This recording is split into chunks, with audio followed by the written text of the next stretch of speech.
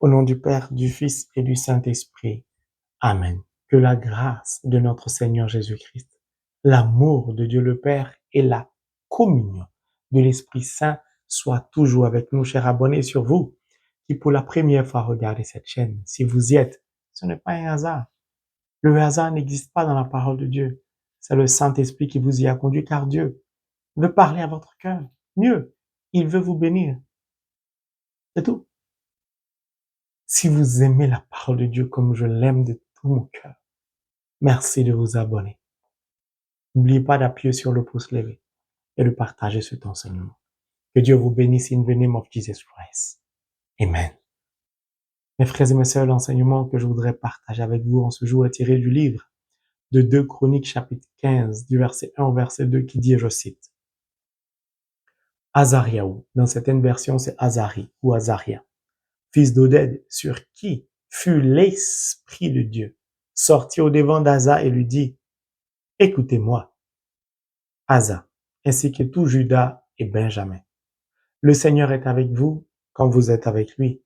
Si vous le cherchez, il se laisse trouver par vous, mais si vous l'abandonnez, il vous abandonne. Mes frères et mes sœurs, je voudrais que nous puissions marquer une pause sur le message que porte ce serviteur de Dieu, Azariah. Hier, c'était à l'endroit du peuple d'Israël.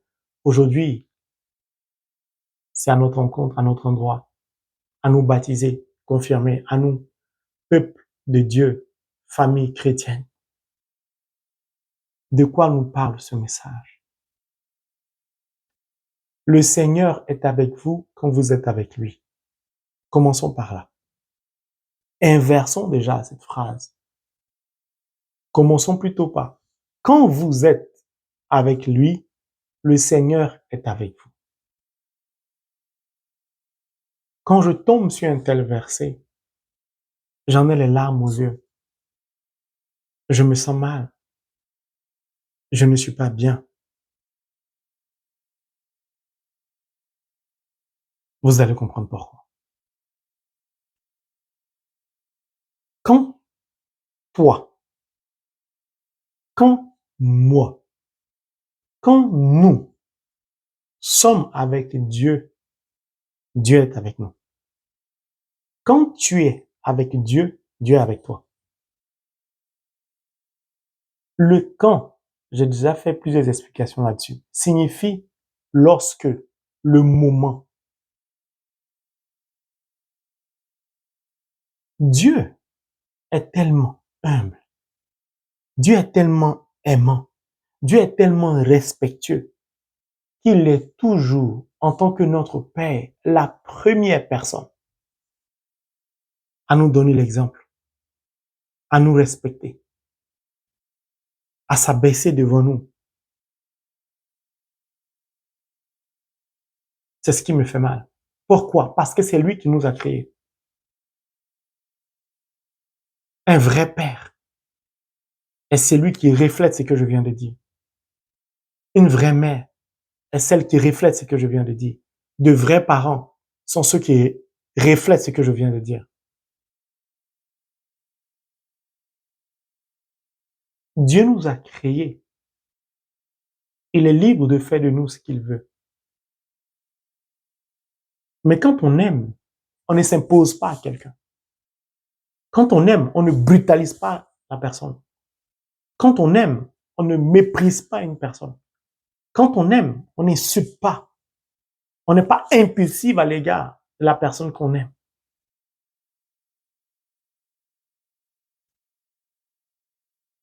Il s'agit là d'une relation entre Dieu le Créateur et nous. Quand vous êtes avec lui, le Seigneur est avec vous. Il s'agit d'une relation. Mais dans cette relation, la particularité avec Dieu, il nous donne le pouvoir,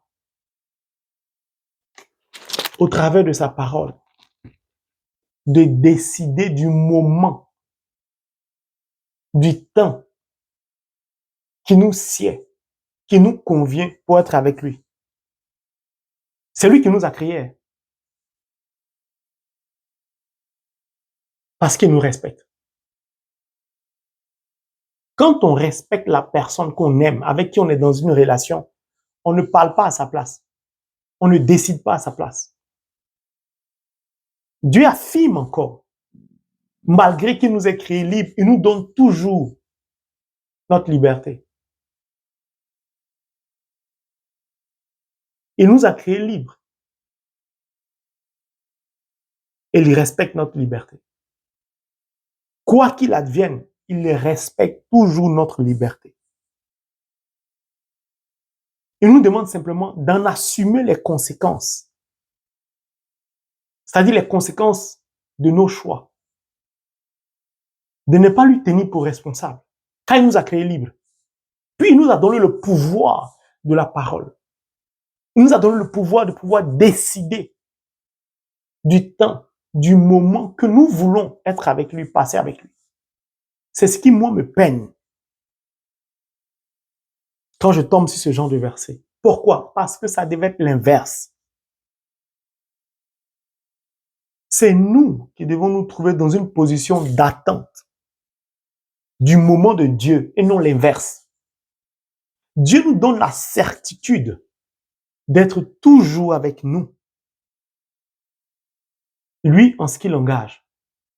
Il nous confirme toujours qu'il sera toujours avec nous. Mais Dieu est incapable de certifier notre présence auprès de lui. Dieu est incapable de confirmer. Dieu est incapable de penser avec fermeté que nous serons toujours avec lui. Pourtant, c'est lui qui nous a créés. Il devait être capable de le faire parce qu'il est Dieu, il sait tout. Quel abaissement de Dieu à notre égard. Quel amour de Dieu pour nous. Mais malheureusement, Dieu qui nous a créés sait, comme je le répète souvent, le prophète Jérémie le dit, le cœur de l'homme est mauvais. Mon frère, ma sœur, si tu es dans une alliance avec quelqu'un, c'est qu'il y a des conditions. Il y a des thèmes du contrat, de l'alliance. Holy Bible, the Word of God. Voici ça. Voici les thèmes de l'alliance avec Dieu. Je recommence. Voici les thèmes. Tout ça, ce sont les conditions de l'alliance avec Dieu, de notre relation avec Dieu. Quand on n'entre pas dans une relation avec quelqu'un, sans un préalable, ce n'est pas possible. Vous ne pouvez pas dire à quelqu'un que vous l'aimez si vous ne ressentez rien. C'est que vous mentez. Vous ne pouvez pas entrer dans une relation sentimentale ou amicale ou fraternelle sans certaines conditions.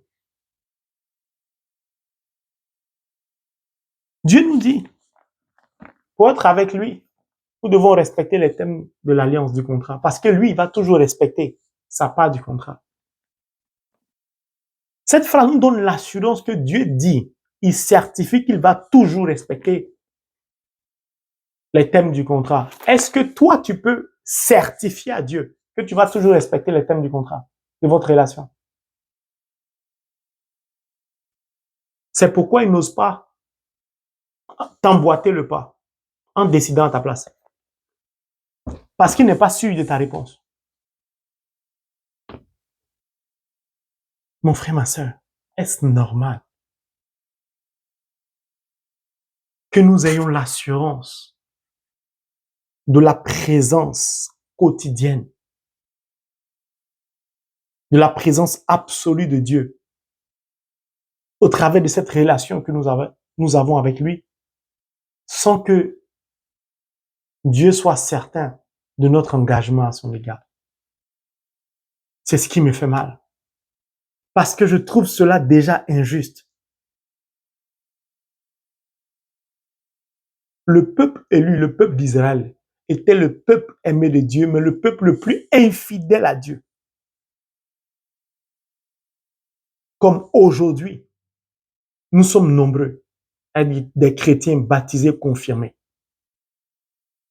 à faire partie de la famille de Dieu, du peuple élu de Dieu, mais à être les plus infidèles à Dieu.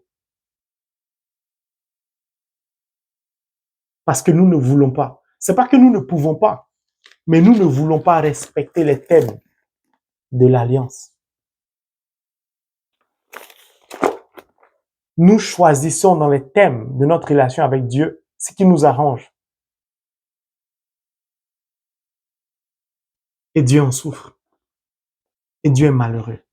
Et ce verset nous dit clairement que le moment nous appartient.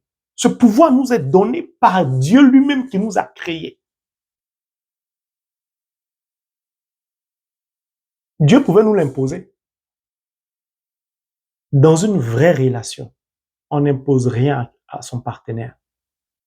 Dans une vraie relation, on ne décide pas à la place de son partenaire. Dans une vraie relation, on ne choisit pas pour l'autre. Dans une vraie relation, chacun certifie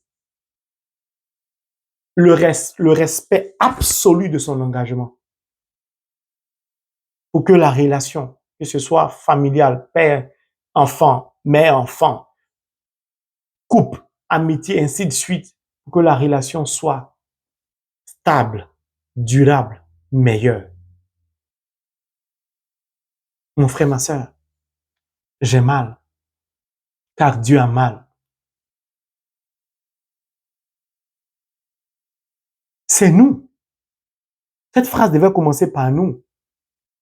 Nous sommes avec Dieu quand lui, il est avec nous. C'est nous qui devons être dans cette attente perpétuelle du moment de Dieu. Car qui détient l'horloge? C'est Dieu. Qui détient le temps? C'est lui. Mon frère, ma sœur, il est temps que tu t'asseyes, que tu commences à réfléchir, à méditer sur ta vie spirituelle. Pardon, je t'en supplie, détache-toi un peu du monde, marque une pause en silence et contemple ta vie spirituelle. Contemple ta relation avec Dieu. Et demande-toi sincèrement, est-ce que tu t'es engagé dans cette relation? Ou tu continues à réfléchir sur ton engagement? Est-ce que dans cette relation dans laquelle tu es avec Dieu, de par ton baptême, dans cette alliance, est-ce que tu respectes les clauses de l'alliance? Est-ce que tu es toujours présent ou présente dans cette relation avec Dieu?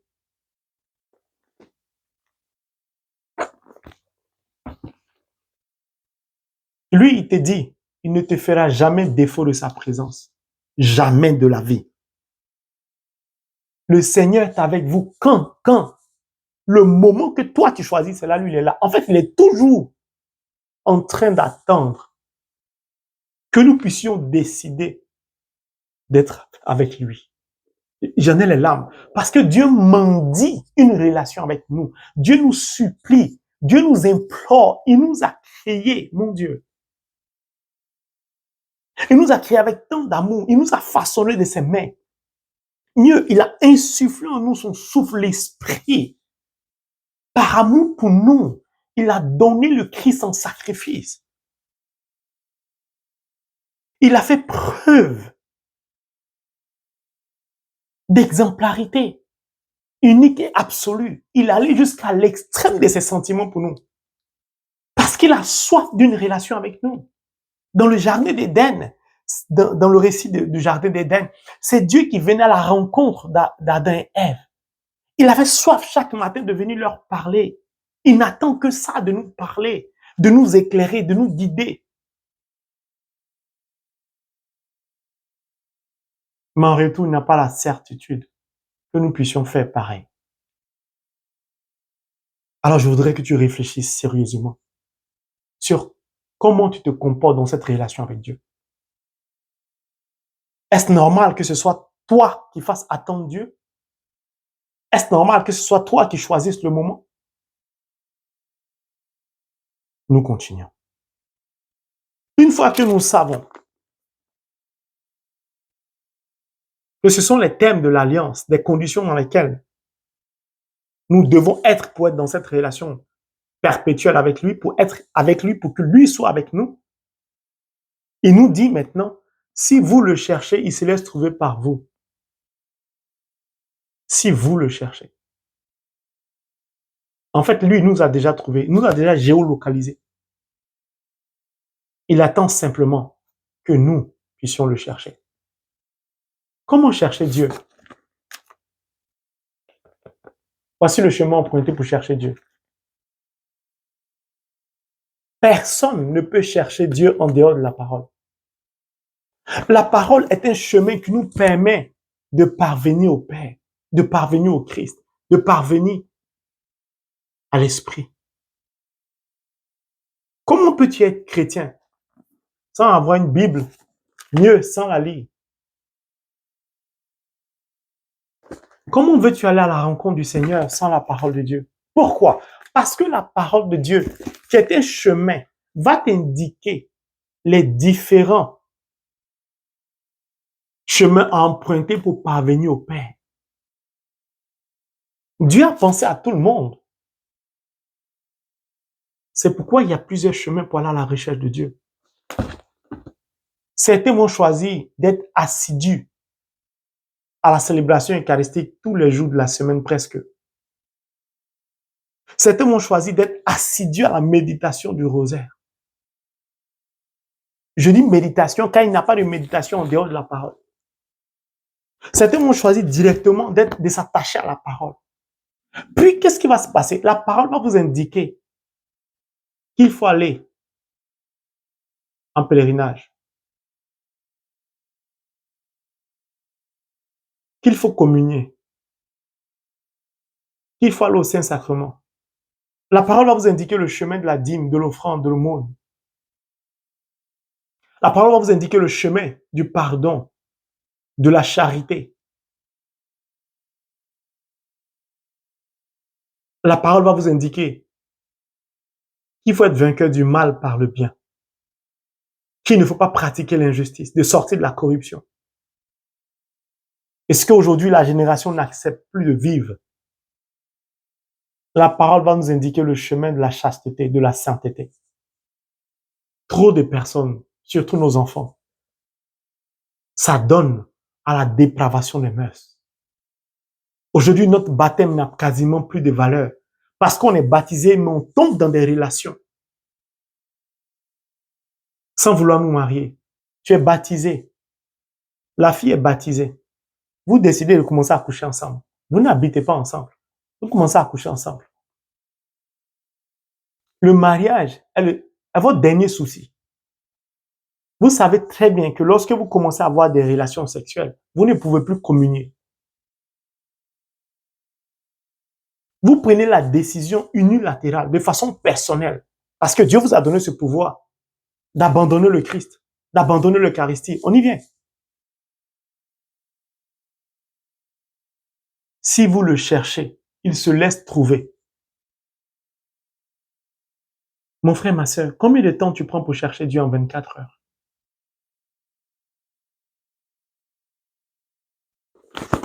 Combien de temps? Quand tu es en 24 heures pour parcourir la parole de Dieu, c'est le seul chemin qui va t'indiquer les autres chemins. En dehors de ce chemin, il n'y a pas d'autre chemin. C'est en empruntant le chemin de la parole de Dieu que tu découvres d'autres chemins.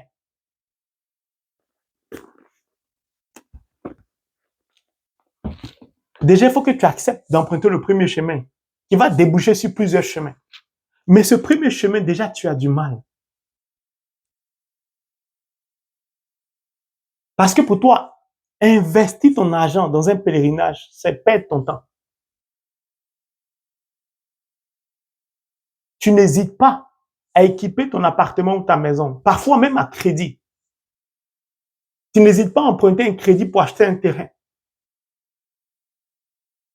Mais vider ton épargne, ton compte d'épargne, pour aller en pèlerinage en Israël, au sanctuaire Maria à Côte d'Ivoire, à Issia, à Saint-Jacques-de-Compostelle, à Fatima, à Lourdes, tu commences à réfléchir.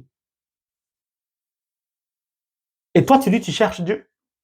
Et toi, tu veux que Dieu te parle. Et toi, tu dis que tu es avec Dieu. Tu es dans une relation avec Dieu. Toi, tu dis que tu es baptisé. Non. Non. Le chemin du pèlerinage est un chemin indiqué par la parole de Dieu. J'ai déjà fait un enseignement dessus.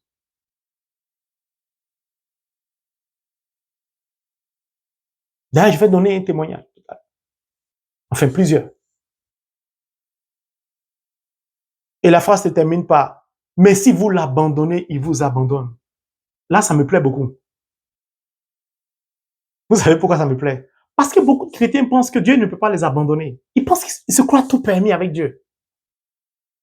C'est vrai, Dieu n'abandonne jamais. Parce qu'il est la première personne à répondre toujours présent dans cette relation. Mais vous allez comprendre que c'est nous qui poussons Dieu à nous abandonner. Lorsque la Bible dit mais marque l'opposition, c'est-à-dire Dieu est avec nous quand nous sommes avec lui, il est toujours présent. Il nous a déjà géolocalisé, il nous a trouvé, c'est à nous de le trouver. Puis, il dit lui, il va, mais si vous l'abandonnez, il vous abandonne. C'est-à-dire, il dit que lui, il ne va jamais nous abandonner. Mais si nous, on l'abandonne, il va nous abandonner. Il est toujours présent, fidèle. C'est lui qui nous cherche, qui nous trouve, qui nous géolocalise. C'est lui qui ne nous abandonne jamais. Mais c'est toujours nous qui ne sommes pas avec lui parce qu'on ne respecte jamais les clauses de l'alliance. C'est nous qui ne passons pas le temps de notre vie à le chercher. C'est nous qui sommes les premiers à l'abandonner. Tu commences à prier. Abandonner Dieu, vous allez comprendre c'est quoi. Tu commences à prier. Tu commences à jeûner. Tu commences à méditer.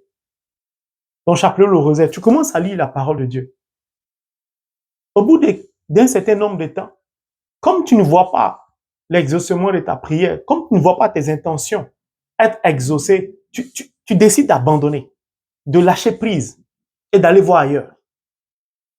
Tu viens d'abandonner Dieu. Pourquoi? Parce que c'est toi qui veux dire à Dieu ce qu'il doit faire pour toi. Pourtant, c'est lui qui t'a créé. Lui, il te respecte. Il a dit ça dès le début. Mais toi, tu n'as aucun respect pour Dieu.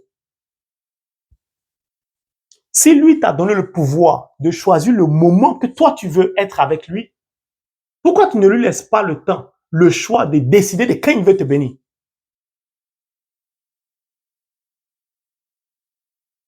Beaucoup de chrétiens sont frustrés comme ça.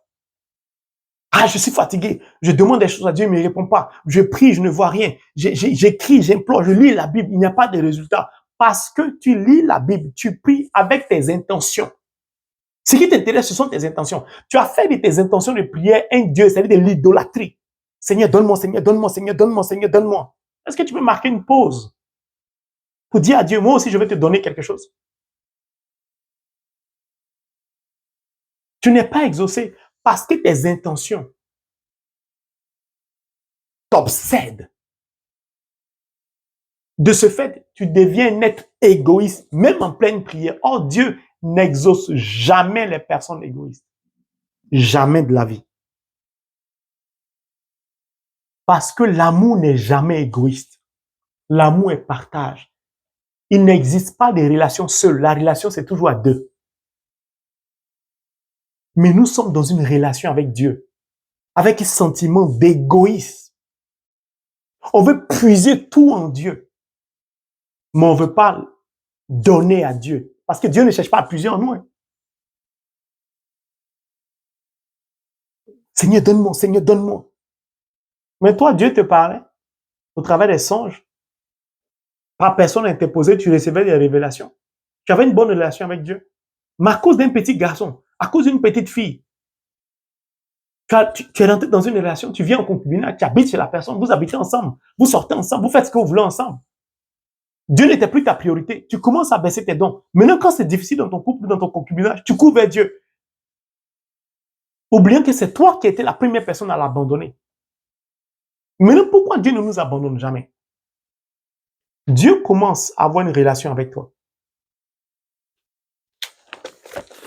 Il te dit, lis la Bible. Tu refuses. Il te dit, lis la Bible. Tu lis un jour sur 4. Tu commences à prier, jeûner, aller au pèlerinage pendant 1 année, 2 années. Puis tu abandonnes Dieu 5 ans. Et tu reviens faire 7 ans. Et après, tu abandonnes Dieu 10 ans. Ta relation avec Dieu est en dents de scie. La réponse de Dieu à tes intentions sera en dents de scie. Vous pensez que Dieu n'est pas intelligent. C'est lui qui nous a créés. Dieu est un Dieu d'amour, donc de justice. Dieu n'est pas méchant. Tu l'abandonnes, il t'abandonne. Pourquoi? Parce que même s'il ne veut pas t'abandonner, comme il t'a donné le pouvoir de décider, de choisir le moment que toi tu veux prendre pour être avec lui, il ne peut pas venir s'imposer à toi. Donc, il est obligé de t'abandonner par défaut. Quand tu voulais rentrer dans cette relation, tu as demandé à Dieu si c'est la femme de ta vie ou l'homme de ta vie. La parole t'a bien dit, il ne faut pas aller donner ton corps, sinon tu n'as pas conduit au sacrement du mariage. Tu as fini de vivre avec la personne 6 mois, 3 mois, 1 an, 5 ans. C'est maintenant que tu te souviens que tu es baptisé. Quand tu es parti à des entretiens d'embauche, quand on t'a proposé un travail, tu as demandé à Dieu si c'est là-bas, il t'attend.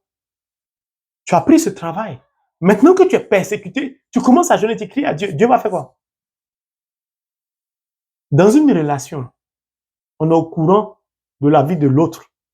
L'un est au courant de la vie de l'autre, l'autre est au courant de la vie de l'un. Nous sommes beaucoup de chrétiens, on fait ce qu'on veut, comme on veut. Confrontant des difficultés, c'est là où on se souvient que Dieu existe et puis on veut revenir en arrière. Et c'est là où on est très exigeant en plus avec Dieu, on est tellement impoli à l'égard de Dieu. Le Seigneur m'a abandonné, je n'en peux plus de ma situation. Si tu t'assois, tu regardes bien ta vie, tu vas voir que c'est toi qui es mauvais ou c'est toi qui es mauvaise. Tu vas voir qu'il y a longtemps, Dieu t'a averti. Il y a longtemps, Dieu t'a parlé. Tu n'as pas écouté. Tu as fait semblant comme moi je faisais avant. Combien de chrétiens ne sont pas têtus à l'égard de Dieu? Combien de fois le Saint-Esprit n'a pas parlé à beaucoup de personnes? Ils ont fait comme s'ils ne savaient pas, comme c'était mon cas à l'époque. Je savais très bien à 9 ans ce que Dieu m'a dit de ma vie. Je savais très bien qu'il m'avait appelé à le servir. Je faisais semblant de ne pas l'écouter. Mais c'est moi qui cherchais toujours des serviteurs de Dieu pour avoir des révélations. Et après, je crie sur tous les toits. Dieu a dit ça. Dieu a dit ça. Je vais me marier, je ne me marie jamais. Dieu a dit, je vais faire ci, je vais voir si, je n'ai rien. Dieu, non, Dieu est injuste. Pourtant, au fond de mon cœur, je savais très bien ce que Dieu m'avait dit. Nous sommes nombreux comme ça. Gloire soit rendue à Dieu. Je suis quitté dedans. Parce que ma vie tournait en rond. Je me demandais, mais pourquoi ma vie tourne en rond? Beaucoup de chrétiens se demandent pourquoi la vie tourne en rond. Asseyez-vous bien, vous allez voir. Simplement parce que vous ne respectez pas les thèmes de l'alliance. 1, 2, vous ne cherchez pas Dieu. 3, vous l'abandonnez. À la moindre épreuve, vous l'abandonnez. Vous avez déjà vu un chrétien que le diable a laissé tranquille. Mon Saint Patron, vous avez vu Saint Padre Pio, de son vivant, vous l'avez vu que le diable a laissé tranquille. Vous avez vu que Jésus-Christ, le diable a laissé tranquille. Pourquoi vous êtes étonné que le diable s'en prend à vous? Si tu es chrétien, le diable va toujours s'en prendre à toi jusqu'à la fin de ta vie sur cette terre. Si tu n'as pas compris ça, il faut quitter ta foi. Parce que beaucoup de chrétiens perdent le temps dans la prière à murmurer. On fait des sacrifices énormes pour bien vivre, pour être bien logé, pour que nos enfants fréquentent les meilleurs établissements, pour que la chambre de nos enfants soit confortable.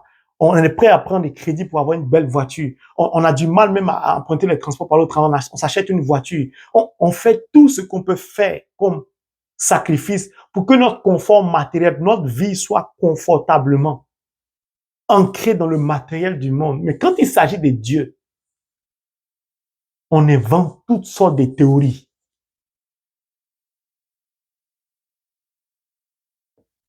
Assieds-toi bien, regarde ta vie. Quand tu partais faire les avortements, tu as demandé l'avis de Dieu? Non. Quand tu es assis dans ta relation, tu as demandé l'avis de Dieu? Non. Ce que tu fais, tu as demandé l'avis de Dieu. Dans tout ce que tu fais, Dieu, tu as trouvé la présence de Dieu? Non. Voici pourquoi le monde va mal.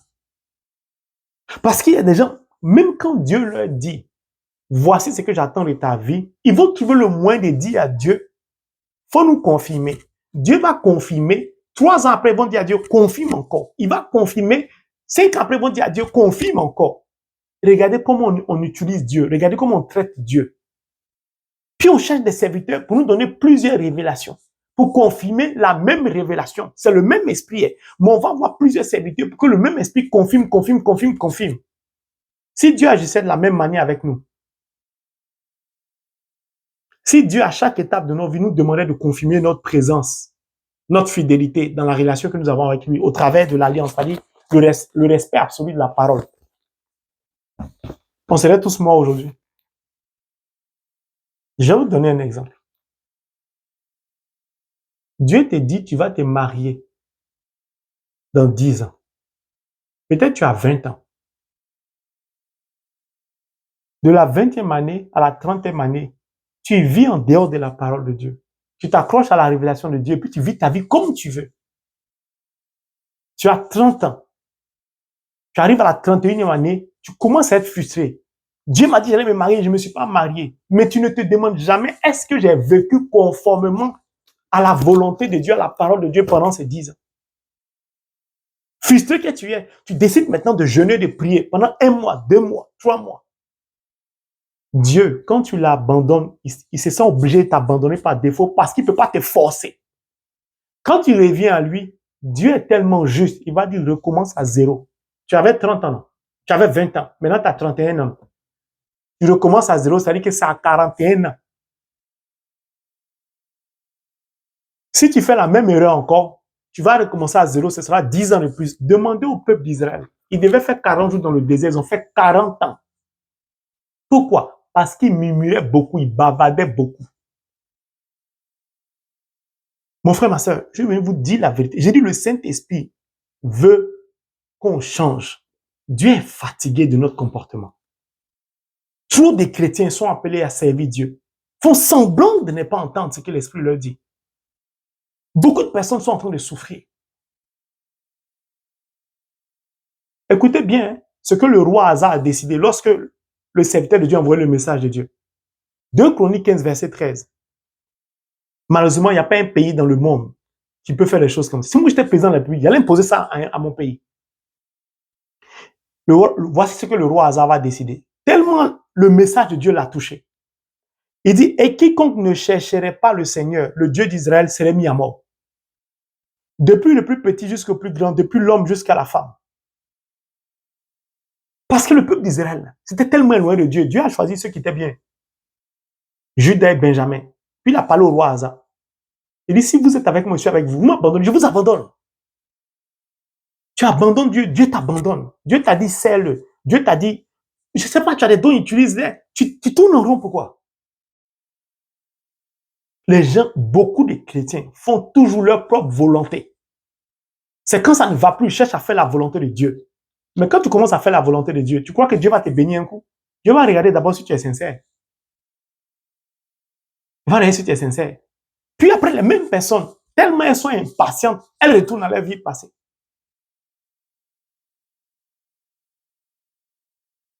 Lui, il dit, quiconque ne va pas chercher Dieu sera mis à mort. Dites-moi, vous connaissez un pays où un président a déjà dit ça? Quand on aime Dieu sérieusement. Maintenant, je vais vous donner quelques témoignages. Un, personnel, pour moi d'abord. Ça fait quelques mois, j'ai envie de retourner en Israël. Mais je n'ai pas les moyens. Pas parce que Dieu ne peut pas me donner, parce qu'il estime que, bon, c'est pas le moment peut-être. Mais pourquoi? Je voulais non seulement aller revivre mon premier passage en Israël, mais je voulais acheter une croix en Israël que j'avais déjà achetée auparavant. Mais elle était petite. Je voulais une croix un peu plus grande. Tellement j'avais ce désir au plus profond de mon cœur. Et que quand vous êtes avec Dieu, que Dieu est avec vous. Quand vous cherchez Dieu, que Dieu se laisse trouver. Quand vous n'avez pas abandonné Dieu, vos pensées sont exaucées. Vos pensées sont comme des prières. Qu'est-ce que Dieu va faire? Dieu va permettre qu'une personne soit conduite sur ma chaîne pour s'abonner, cette personne va me suivre, va être touchée par la parole de Dieu, non pas moi, par mes enseignements, mais c'est pas moi qui enseigne, c'est Jésus qui roule, le Saint-Esprit, Holy Spirit. Touchée par l'enseignement, cette personne va entrer en contact avec moi. Nous allons échanger. Cette personne est une personne très humble, très d'une humilité, mais vraiment profonde. Et cette personne va me dire que j'ai décidé d'aller en pèlerinage en Israël. Puis le Saint-Esprit va les déposer dans le cœur de cette personne. Le désir de vouloir m'offrir absolument un cadeau. Cette personne va me demander qu'est-ce que je peux vous ramener d'Israël. Elle se trouve en Europe, cette personne. En France particulièrement. Cette personne va se rendre en Israël. Et je vais lui dire, moi, voici le modèle de croix que je veux. J'avais déjà acheté ça en Israël, mais je veux une un peu plus grande. Cette personne va me dire, OK, elle va partir en Israël, elle va rentrer en France. Elle va acheter ma croix, elle va me contacter pour demander mon adresse, elle va m'expédier la croix. La voici. Que Dieu te bénisse de là où tu es. Cette personne se reconnaîtra. Dieu a pris les pensées de mon cœur, ce qui me tenait à cœur. Bon, à défaut de pouvoir repartir en Israël maintenant, faute de moyens, il a décidé de me donner d'abord ma croix. Parce que j'ai besoin de cette croix pour travailler. Il va déposer cette intention dans le cœur de cette personne. Puis il va organiser dans le cœur de cette personne ce désir de partir en Israël. Et cette personne, quand il va revenir d'Israël, avant de m'expédier la croix, va soutenir financièrement, mais puissamment l'œuvre de Dieu, au travers d'un don qu'elle va me faire. Une personne silencieuse et discrète. Une personne touchée, remplie de l'Esprit Saint. D'où l'importance d'être avec Dieu. Si vous êtes avec Dieu dans une relation, Dieu est avec vous, les pensées de vos cœurs sont exaucées. Alors je voudrais dire à une autre de mes sœurs, la sœur Mélanie, ma croix arrivée d'Israël. Donc j'attends la tienne pour commencer l'œuvre de Dieu. Merci ma sœur Mélanie, tu te reconnaîtras. Depuis l'Europe où tu te trouves.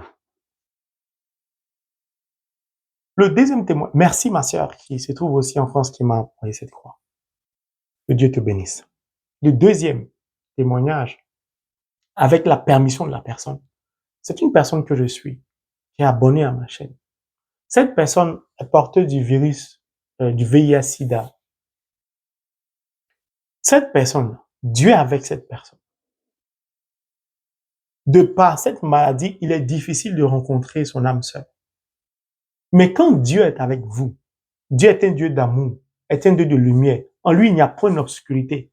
Là où Dieu est, il n'y a pas de négation, il n'y a pas l'obscurité, il n'y a pas de non. Il n'y a rien de négatif. Il n'y a rien de mauvais. Avec Dieu, tout est bon. Comme Dieu est avec cette personne est donc lumineuse. Dieu va faire quoi? Il va conduire une âme sœur vers cette personne. Et cette personne que je suis, qui s'appelle X, à la rencontre de cette âme sœur Y, elle est remplie de la présence de Dieu, de lumière. Donc quand on est rempli de lumière, on ne ment pas. On ne cherche pas ses intérêts égoïstes personnels. On n'est pas égocentrique. Ce n'est pas je veux, je veux. Tu rencontres ton âme sœur, tu croises quelqu'un, ou une femme ou un homme. Moi, j'ai besoin de ça, j'ai besoin de ça. Tu cites toujours demander n'est pas bon quand on veut grandir spirituellement. Cette personne remplie de lumière X va dire à cette âme sœur Y, écoute, moi, je suis porteuse du virus VIH. Et cette personne Y va dire, et alors, ça ne me dérange pas. Donc cette personne X est bouleversée en disant, est-ce que tu as bien entendu ce que je dis? Je dis, je suis porteuse du virus du VIH. Donc mon état de santé, la personne va répéter, et alors, aujourd'hui, nous sommes mariés à l'église. La personne X communie. La personne Y communie. Quand Dieu est avec vous, que vous êtes avec lui, quand vous ne l'avez pas abandonné, qu'il ne vous a pas abandonné, soyez borgne, soyez handicapé d'une main, d'un pied, soyez ceci, soyez cela. C'est le monde qui va vous juger. C'est le monde qui va vous mépriser. C'est votre belle famille qui va vous mépriser. Dieu ne va jamais vous abandonner. Dieu ne va jamais vous mépriser. Dieu ne va jamais vous rejeter. Et ça ne sera jamais un obstacle pour Dieu. Pour vous bénir. Parce que je connais beaucoup de personnes qui ne sont pas porteuses du virus du sida, qui ne sont pas malades, qui sont des belles personnes. Tout ce que vous pouvez imaginer de beauté, mais qui sont célibataires, qui prient et jeûnent pour avoir un homme, qui n'arrivent pas à trouver un homme, qui prient et jeûnent pour avoir une femme, qui n'arrivent pas à trouver une femme. Dieu ne fait point exception de personne. Dieu n'avantage personne. Tu es sincère avec Dieu, avec ton cœur, il est sincère avec toi en retour. Aujourd'hui, cette personne est comblée. Troisième et dernier témoignage. Il était difficile pendant le temps de Covid de pouvoir se confesser. Et une personne que je suis, qui est abonnée à ma chaîne, voulait absolument se confesser. Mon saint patron Padre Pio le dit, si vous abandonnez une maison, que vous venez de faire le ménage lundi, vous revenez lundi prochain, même si personne n'y a habité, vous allez trouver quand même de la poussière. D'où l'importance de la confession. Pour nettoyer notre corps, qui est le temple de l'Esprit Saint. Cette personne-là devait commencer un cheminement de prière. Il voulait absolument se confesser avant ce cheminement. Partout sur les paroisses, du fait du Covid, il fallait la distanciation, c'était difficile de pouvoir se confesser, tout était annulé. Mais elle a tellement prié en son intérieur. que, je crois, 2 ou 1 jour avant le début de son cheminement de prière, elle va se rendre à la messe le dimanche. Au soir de la messe, en descendant les escaliers, elle va rencontrer un monsieur, une personne âgée qui va lui parler. Bonjour, vous allez bien? Ils vont essayer d'échanger. Et puis, elle va demander à cette personne âgée, est-ce que vous connaissez pas un prêtre qui peut me confesser? Et cette personne âgée va dire, mais entrons à l'église, il n'y a pas de problème, car je suis un prêtre. Et cette personne âgée va confesser cette personne à la veille de son cheminement de prière. Pourquoi je vous donne ce témoignage? Parce que la Bible dit, cet enseignement dit, si tu le cherches, il se laisse trouver. Elle a cherché en son cœur Dieu. Parce qu'au travers de la confession, on veut être purifié dans cette relation avec Dieu. Elle avait besoin d'être sanctifiée avant d'entrer dans son cheminement de prière. Elle cherchait Dieu. Oh, la Bible dit qu'il se laisse trouver.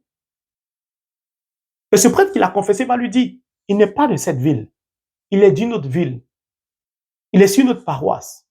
Plus tard, il va confirmer. Il ne savait pas pourquoi. C'est comme l'esprit l'a poussé.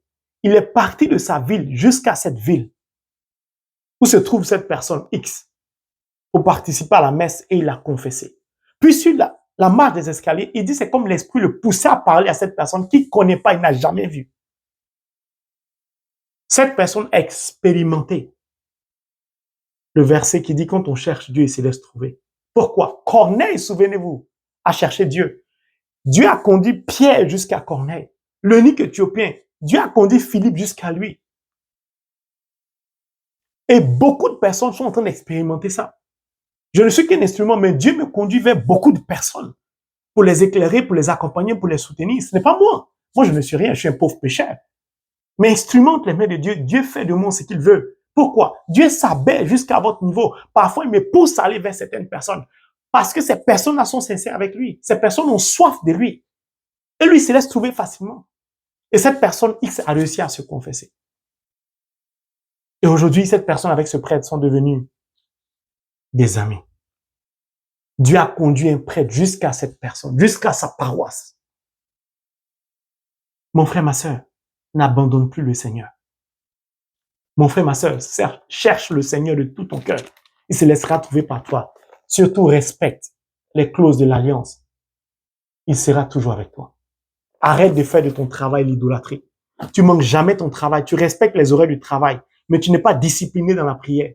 Quand il s'agit de la discipline dans la prière, quand il s'agit de l'assiduité, tu inventes toutes sortes de thèmes de théorie. Et tu es étonné que ta vie est comme ça. Tous ceux que je suis, quand je leur donne un cheminement, qu'ils respectent parce qu'ils savent que c'est pas moi. Je suis un instrument de Dieu, ils voient le résultat. Toutes les personnes à qui j'ai envoyé, j'ai conduit à la parole de Dieu. Aujourd'hui, quasiment 99% ont fait un retour de témoignage. Même hier encore, j'ai reçu un témoignage d'une personne, je ne peux pas dire son nom, que le Saint-Esprit maintenant lui dit, prends un cahier, ouvre la Bible, je t'explique. Le Saint-Esprit a soif de nous expliquer la parole de Dieu. Le Saint-Esprit sait que sans la compréhension de la parole de Dieu, on ne peut rien faire. C'est ce que Dieu attend de nous. Que nous puissions nous plonger dans la parole de Dieu. Que nous puissions nous laisser conduire par la parole de Dieu. Dieu nous attend pour le servir. Alors, ma sœur Mélanie, j'ose espérer que ta croix viendra d'Israël comme la mienne et qu'ensemble nous pourrions parcourir le monde entier pour libérer des âmes pour la gloire de Dieu. Au nom de Jésus, que Dieu nous bénisse. Amen.